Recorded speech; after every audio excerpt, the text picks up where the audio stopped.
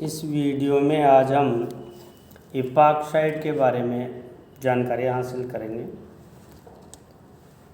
Epoxide क्या होते हैं? सबसे पहले ये 3 सदस्यीय वलययुक्त चक्रीय ईथर इपॉक्साइड कहलाते हैं, जिनका हम नामकरण अगर देना चाहेंगे तो सबसे पहले आईपीएसी पद्धति में इन्हें ऑक्सीरेन कहते हैं। और सरल जो पद्धति है, साधारण पद्धति, तो सरलतम एपॉक्साइड का जो साधारण नाम होता है, सबसे छोटा सदस्य है, वह है एथिलीन ऑक्साइड, जिसका स्ट्रक्चर दिया गया है। एथिलीन ऑक्साइड ये इस श्रेणी का सबसे छोटा सदस्य है। अब पढ़ेंगे हम कि इपॉक्साइड का संश्लेषण किस तरह से किया जाता है, इनको किस तरह से बनाया जाता है। तो इसकी नंबर 1 विधि है एल्कीन के पर ऑक्सीकरण के द्वारा, इपो ऑक्सीडेशन बाय द पर ऑक्सीडेशन ऑफ एल्कीन। इसमें क्या करेंगे, एल्कीन की पर ऑक्सी अम्ल से क्रिया करवाएंगे डायरेक्ट।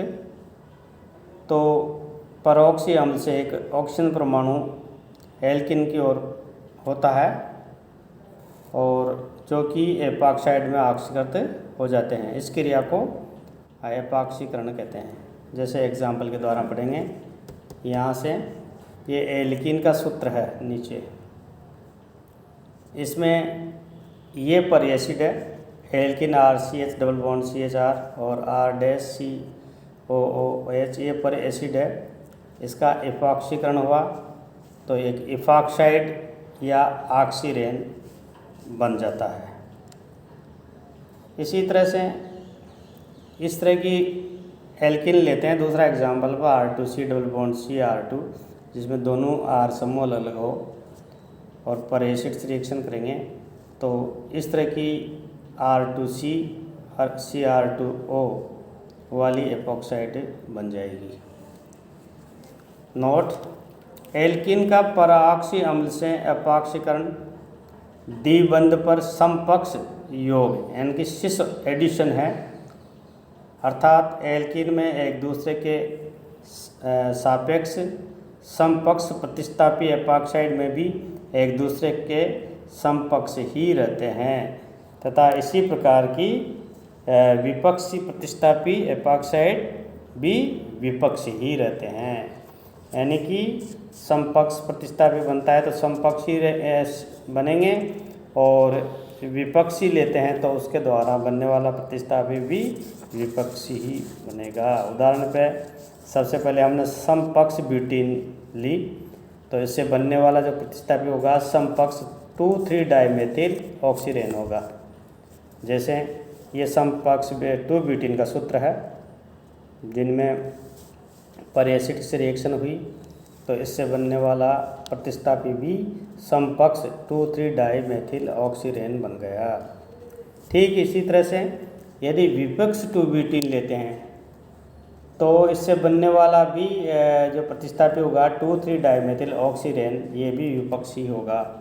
जैसे ये 2 ब्यूटीन है विपक्ष, इसकी पर एसिड से रिएक्शन करवाई तो ये R-C बाहर निकल गया, विपक्ष 2,3 डाइफेनिल ऑक्सीरेन बन गया। इसकी क्रियाविधि को समझते हैं। ये क्रियाविधि केवल एक पदों में संपन्न होती है, जिनका सिन योगा, ये जो कि सिन योगात्मक अभिक्रिया है।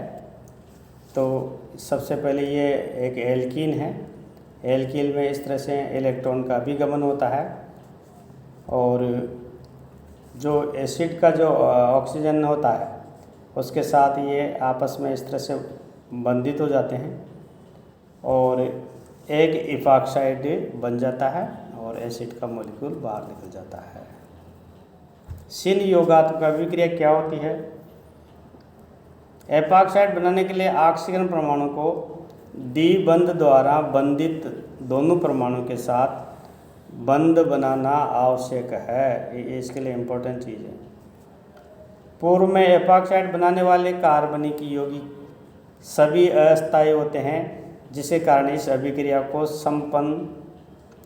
संपन्न करना काफ़ी असुरक्षित रहता है, क्योंकि वर्तमान में इस प्रक्रम के लिए, क्योंकि ये हानिकारक होता है, तो इसलिए इससे निपटने के लिए वर्तमान में इसमें इस रिएक्शन को देखने के लिए मैग्नीशियम मोनोपरऑक्सीथेलेट MMPP का उपयोग किया जाने लगा है, क्योंकि ये काफ़ी अस्थायी होता है और इसके साथ कार्य करना पर्याप्त सुरक्षित रहता है, इसमें कोई खतरा नहीं है। जैसे साइक्लोहेक्सिन एथेनॉल में MMPP के साथ अभिक्रिया देखो, तो ये साइक्लोहेक्सिन में MMPP डाल दिया, एथिल एल्कोहल मिला दिया, तो ये आराम से इस तरह से एक एपॉक्साइड बना लेगा। ठीक इसी तरह से 2-ब्यूटीन की परऑक्सी एसिड के साथ अभिक्रिया त्रिम्यूम विशिष्ट स्टेरोस्पेसिक होती है। सबसे पहले सिस-2-ब्यूटीन के साथ इसमें सिस-2,3 डाइमेथिल ऑक्सीरेन जो कि एक मेसो यौगिक है। इसी तरह से इसका एग्जाम्पल है। इसी तरह से ट्रांस-2-ब्यूटीन के साथ होता है तो ट्रांस-2,3 डाइमेथिल ऑक्सीरेन का रेसिमिक मिश्रण प्राप्त होता है।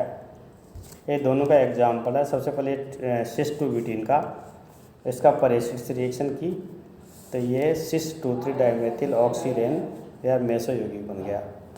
इसी तरह से सेकेंड जो ट्रांस-2-ब्यूटीन के साथ अगर होती है, इसमें भी ये प्रतिबिंब रूपी ट्रांस-2,3 डाइमेथिल ऑक्सीरेन नामक रेसिमिक मिश्रण प्राप्त हो गया है। ये था पहली रिएक्शन। अब दूसरी जो इनके बनाने की विधियाँ थी उसमें थी निकटवर्ती हेलोहाइड्रिन से फ्रॉम द विसिनिल हेलोहाइड्रिन के द्वारा। पहला काम है हेलोहाइड्रिन से एल्कीन के द्विबंध पर हेलोजन एवं जल के साथ योग से प्राप्त होते हैं।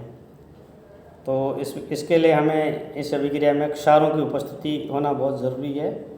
तो ये रिएक्शन उदाहरण द्वारा देखते हैं। जैसे ये एल्कीन है, R double bond C double bond R, इसकी X2 जो हेलोजन है क्लोरीन ब्रोमीन आयोडीन, और जल की उपस्थिति में जो हाइड्रोलिसिस होता है तो निकटवर्ती हेलोहाइड्रिन बनता है।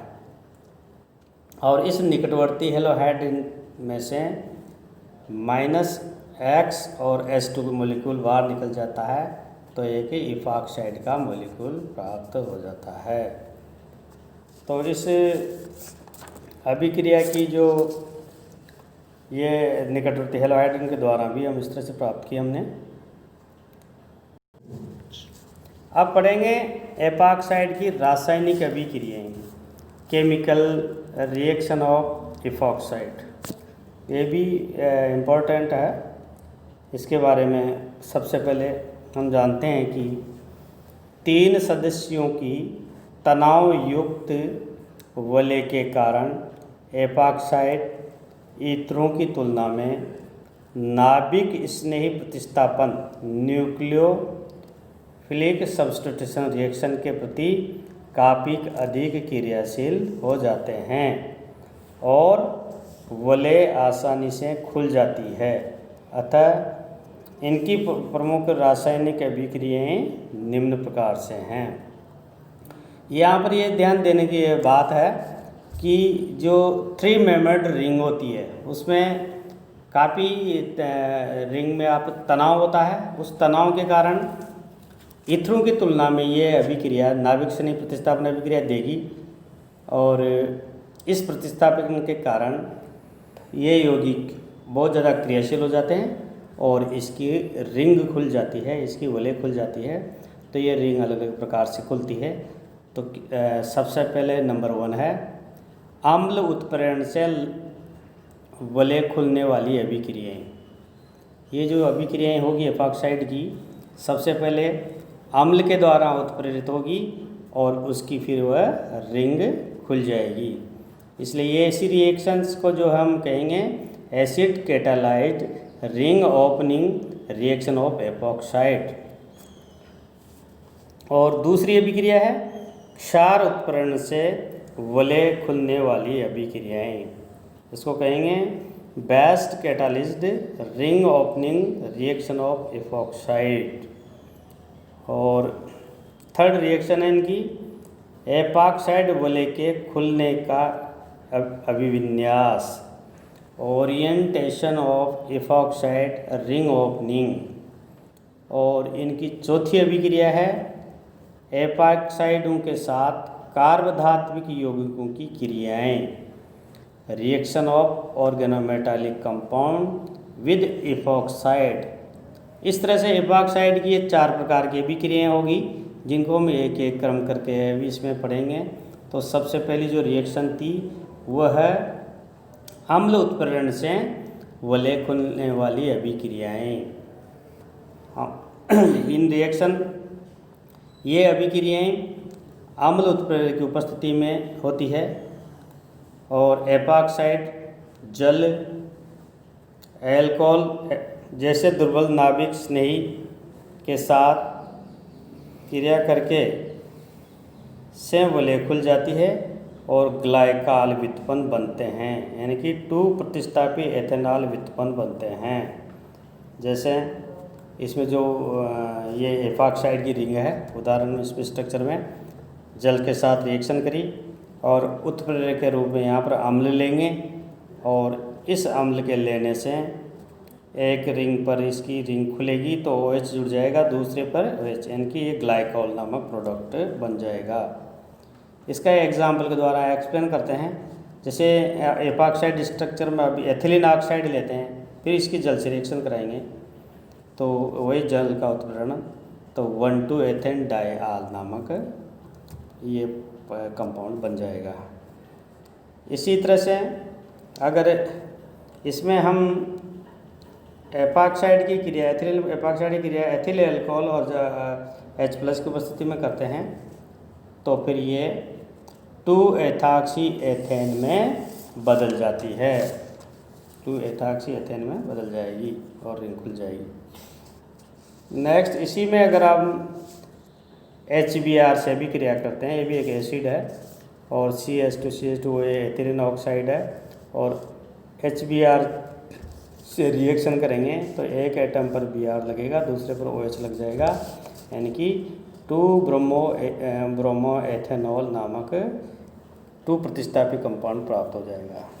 इसी तरह से फिनॉल से अगर किसी एपॉक्साइड की रिएक्शन कराते हैं वही अम्ल उत्प्रेरक होगा तो फिर ये 2-फिनॉक्सी एथेनॉल नामक कंपाउंड प्राप्त हो जाएगा। अब इस अभिक्रिया की क्रियाविधि के बारे में जानकारी लेंगे। तो अम्ल उत्प्रेरण अभिक्रिया की क्रियाविधि किस तरह से होती है। सबसे पहला जो पद होता है उस पद को बोलते हैं एपॉक्साइड का प्रोटोनीकरण, ये प्रथम पद होता है। इसमें एपॉक्साइड के ऑक्सीकरण परमाणु पर अम्ल से प्रोटॉन H+ के स्थानांतरण पर ऑक्सीनियम आयन बनता है, एपॉक्साइड का सयुग्मी अम्ल बनता है।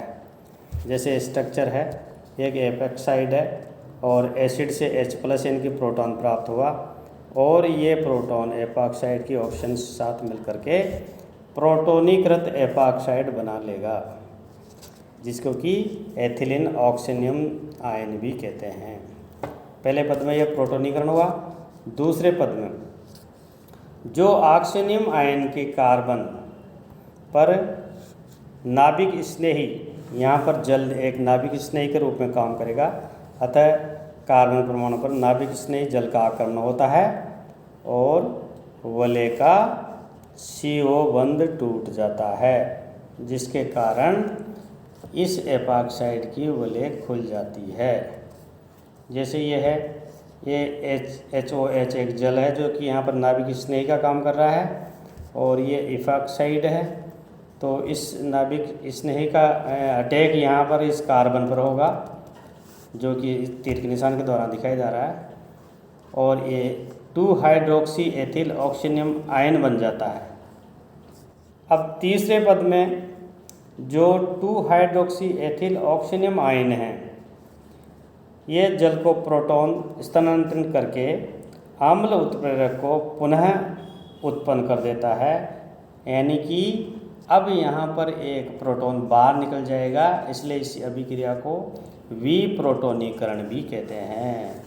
तो ये जेल का मॉलिक्यूल है, ये 2 हाइड्रोक्सी एथिल ऑक्सीनियम आयन पर इसने अटैक किया और CH2 से ग्लाइकोल बन गया और HOH करके ये प्रोटॉन यहाँ पर लग गया। साथ में ये रिएक्शन बाहर निकल करके चौथे रूप में जो प्रोटोनीकृत ईथर है, इसमें से ये मॉलिक्यूल COH के रूप में आ जाएगा और H2 हो जाएगा। और लास्ट में न्यूक्लियोफाइल के आक्रमण को भी इस तरह दर्शा सकते हैं।